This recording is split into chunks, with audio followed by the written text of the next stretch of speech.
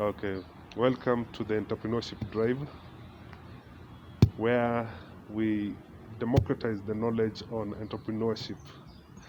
Today we have Eunice Wafula, the CEO of Talinda East Africa, or the MD. I think Eunice, you can tell us. I know it is an IT company, but you can tell us a little bit of what Talinda does. Talinda East Africa is I would say what we call system integrator in IT, which means that we design IT needs for companies. We build, install, and integrate with other systems they have, possibly like the internet. We integrate with the internet they've bought maybe from service providers like Safaricom. We integrate with other systems they already have for the whole system to work as one, and we support thereafter. So we help them during the management of the system. So we have two main businesses. One is we are an IT contractor in the construction industry. We take the ICT subcontracts for hotels that are under construction or refurbishment, for commercial businesses, both office fit outs and new commercial build ups, for whether the office is going to be one office is going to take up the whole space, or they're going to be sold or rented out. We will help the people who rent out to fit out, or we will fit out the entire office, the technology bit of fit outs. So an interior designer will come and fit out the interior design, and as so the architect will most likely build the building and project manage, but we'll take our part as the ICT subcontract. The other business that we have still in ICT is a shop. So we have an online shop. It's called Talinda Express. It's the ultimate technology shop for business. We serve both the end user businesses and the resellers. So if you're an IT resellers, we will most likely give you a preferential rate and work with you in your area. With the shop, we are able to work even in smaller localities and smaller towns, and we use people who are already working in those areas. So resellers who are already working in Kisumu, we will work with them in Kisumu to implement their projects and other people's projects that are coming up in Kisumu. So we have a very wide network of affiliates who we are working with, ensuring that we can serve almost every part of East Africa, especially from the small business side, which mostly shops through our shop. So basically, the Talinda Express is doing for businesses and end users who can be individuals. Okay. Yes. So basically, when you look at both businesses, mostly we serve business clientele. You know, we are a business to business service. However, with the shop, we end up also serving residentials. So we have residentials needing smart homes. So you want to be able to control your blinds when you are away. You can open and close your curtains when you are away. You want to put on your lights from the sitting room lights when you're in the bedroom. So you can automate your house. So we serve residentials on the home automation side. We also get a lot of requests for home backup systems for power. So you have kids who are going for online classes. Like right now, most students have resumed to online classes because of the COVID. Wave 3 is really bad right now. So for parents who have such kids, you want to make sure that the internet does not go down at any one time and the kid stays in class throughout. So we have systems that help with the home backup for all types, whether solar or electricity based. And they are assisting students do this kind of things. We are also serving homes with CCTV cameras and access control. We have smart locks that can be opened using keypads or facial recognition, which is part of the smart home, which enables people to at least give access to even workers when they are far away using their mobile phone. So basically, we are ending up from a shop perspective serving residential. Usually, we used to do those kind of projects from a gated community perspective, where the project has many units. So we would work in as the ICT subcontractor in that project. So usually gated projects have many units, multi-dwelling. We do both apartments and townhouses. We would do this kind of projects in those areas, but with the shop, we are able to serve single customers, single unit customers. I think I would like to understand where this began. You have talked about IT, and it seems to have grown over a duration of time. Where did it begin from the onset? Okay. Is it So, something from the childhood, or is it something that happened in between life? I was always a dreamer. And I mean, there's some of us who are really dreamers, and they say dreamers are not good managers, and probably are actually fitting there. Yeah. Because that's one of my biggest struggles, managing daily to daily kind of operation. But as a dreamer, I can dream and I can sell. One of my customers keeps saying I can almost sell her own children. Um, so basically, I was always a dreamer. I wanted to fly and go far. I haven't gotten very far, but I can tell that I'm on the path of going somewhere. When I was pretty young, I remember dreaming of having a company in Silicon Valley, and I had even named it 3Qua. Three? So the number 3 and KWA, which is Uh-huh. basically a short form of my surname, which is Sirikwa. Oh, yes. Yeah, which apparently comes from Sirikwa. We were driven away by the Kalenjins as they came from Kemet, which is Egypt, and we were driven down and we were assimilated by the Kikuyus. We used to be called the Sirikwa. It's a tribe by itself. Oh. But we are fully assimilated right now. The Kikuyus could not pronounce C, so they called it V. So now we are called Tirikwas. Uh, so I had already named my Silicon Valley startup That was at what Tirikwa. age? I think I was in Form 2 then. Sorry? At Form 2. Yeah, Okay, in okay. Form 2 then. And I kind of had an idea that I would do a lot of manufacturing of telecommunication devices as at then.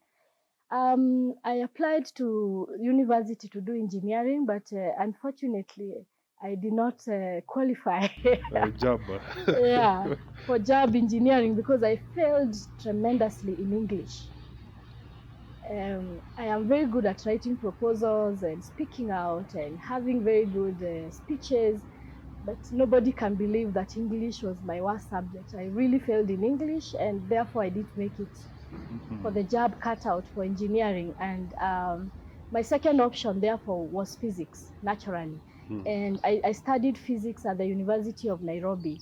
And while I was in fourth year on my project, I did a project in quantum electronics, and I was working on what we call optonics. So this is a free space optics.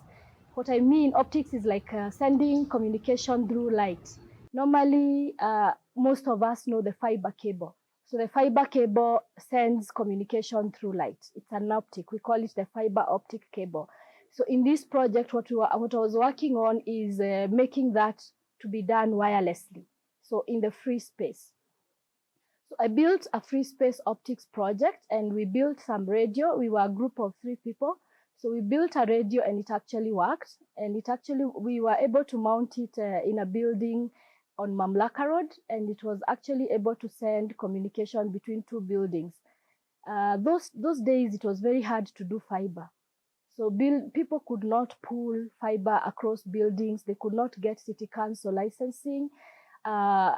It was an unknown entity. I'm talking about the mid 2000s, so 2005, about there. And therefore, it was exciting for the company that we did this for. and they had two buildings next to each other, and they could not get them to communicate. Wi-Fi was unheard of those days. So, and I developed a lot of interest in telecommunication at that stage. And since I was also, when I was at the university, I was also working. I sold rice a lot in the supermarkets. And I remember par rice, when it was introduced, I was their merchandiser. I used to work 3 days a week, money for pocket money at the university. And we would go for shows, trade shows, and I'd learned a lot about selling and almost all these kind of things. So I was always at the junction of, I'm interested in telecommunication, but I feel more comfortable while selling. Yes. So when I went out of school, I was looking more for telecommunication jobs that were sales jobs. And that is exactly what I did, and that's what I started doing. At that point also, Wi-Fi was developing as a technology. And since I was very much interested in wireless, and optronics had not taken off, right now it has actually taken off a lot.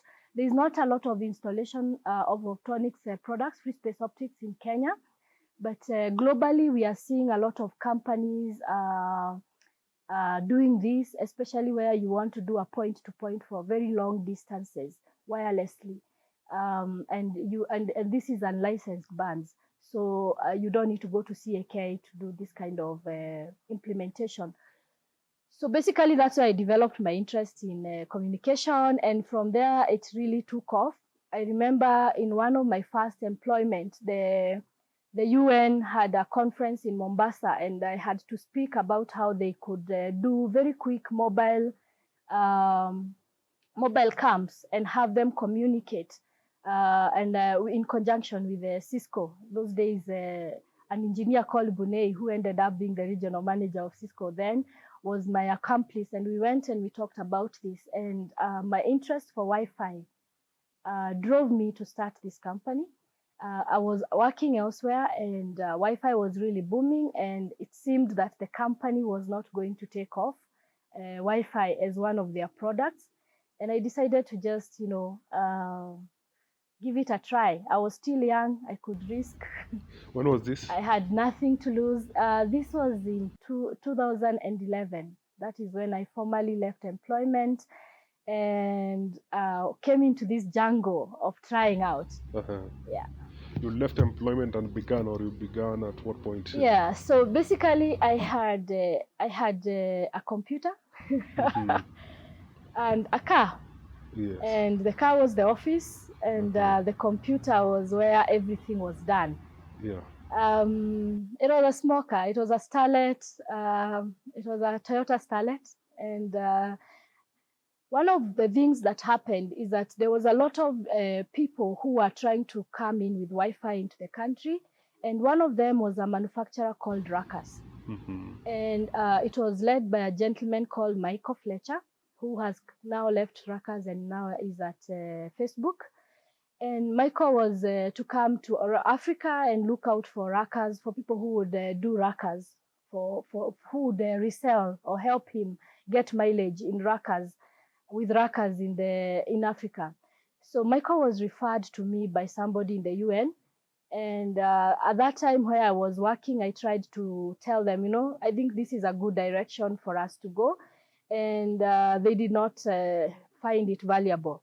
So with that product, and also another product called Teles, which did large telecommunication projects for service providers. Basically, what Teles did was to take a voice and convert it to what we call IP. Let me just say digitize it to make it a bit less technical. Convert it to IP, and it was among the very early developers of this technology. Today, you will hear Safaricom telling you we sell SIP trunks to organization. Those days, we only sold analog systems, like you will see the telecom cables that used to be all over. Now you hardly ever see them, and people still make phone calls in offices. So we sold either those or something called E1, which was the next development of telephony technology, what we call the digital telephony technology, or TDM. let me not go to the detail. So yeah, so the conversion to IP was quite significant, and Teles was one of the pioneers.